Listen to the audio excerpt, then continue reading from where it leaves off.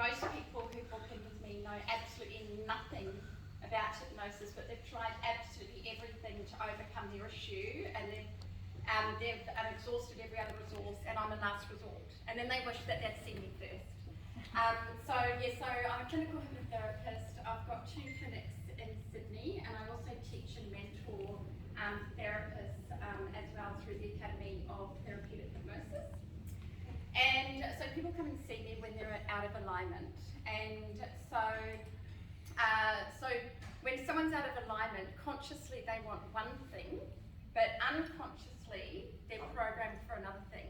So our programming is about, we're all walking around on programming 95% of the time. So, we all have the habit of being ourselves, and that comes from past memories and experiences.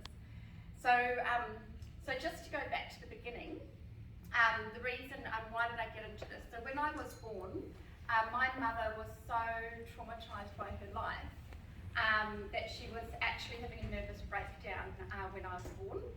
And when I was a baby, I was neglected so much because she just couldn't cope. So she was passed out on the floor on Valium, and I was being looked after by my 7-year-old brother, and we lived in Dunedin in New Zealand, and if anyone's ever been there, you know it's freezing cold, and we lived in welfare housing, and we had absolutely no money, not much food, second-hand clothes, and I love my mum very much. She passed away when she was very young, in her 60s, and I've got a photo of her at home, and actually my book's not here, it's in my book, and she was only 67 in the photo. She looked about 90.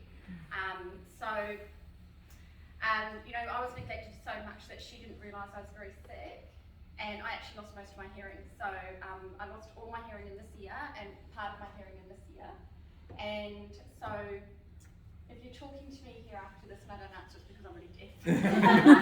just talk louder. It doesn't help.